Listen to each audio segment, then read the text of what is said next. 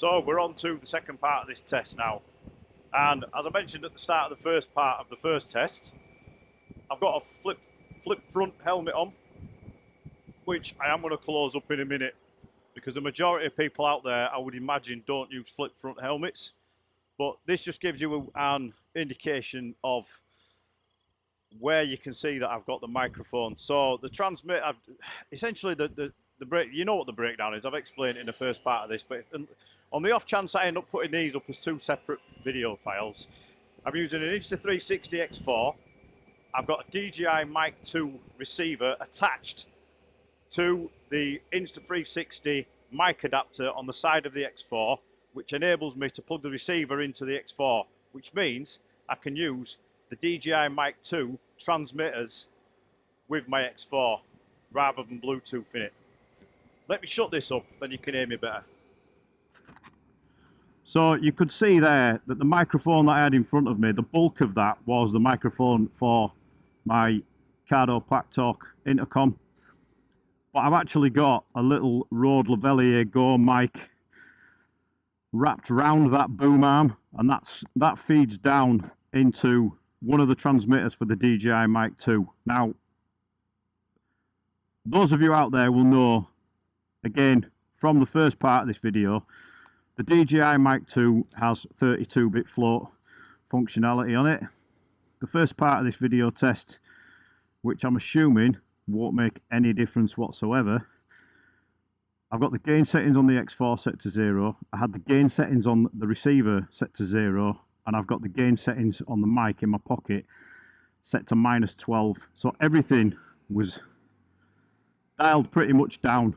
This test that I'm doing, I've dialed the receiver gain down to -12 as well. So you can't really set the gain control any lower than it already is. Now the caveat to that is that I'm also recording the audio in 32-bit float. Now you can only do this in the DJI Mic 2, you can't do it in the Mic Mini. And it only records when you hit the record button on the side of the transmitter, and it records directly into the transmitter, not into the camera. So what happens is, when in post-production you have to connect your transmitter to your computer and download the audio file, which saves as a WAV file. Download that separately. That's the only bit that's in 32-bit float. The other thing is as well, if you're using two microphones with the receiver,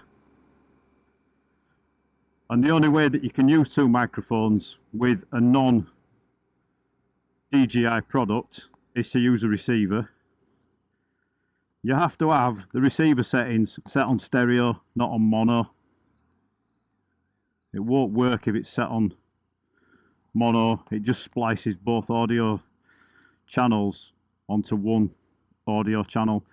If you've got them set on stereo, you can then split your audio between the two separate mics off. I'm gonna have to open my visor, it's too bloody warm. Woo! So as you'll see with a lot of people, what they tend to do is they'll have one microphone either on the inside of the helmet or connected to a lavalier mic like I have, routed to the inside of the helmet, and they'll have the other microphone either in a backpack or a back pocket, under the seat, in a top box, a bag, whatever, to just record sounds of the road, exhaust sounds, things like that. Or if you were doing it not on a bike, you could do other things, couldn't you, with it? I don't know. You've got multiple options of where you can put your secondary mic. I guess if you were in a car, you could attach it on the outside of a car, although I think that might be a bit of a risky move. If it falls off, you've lost it.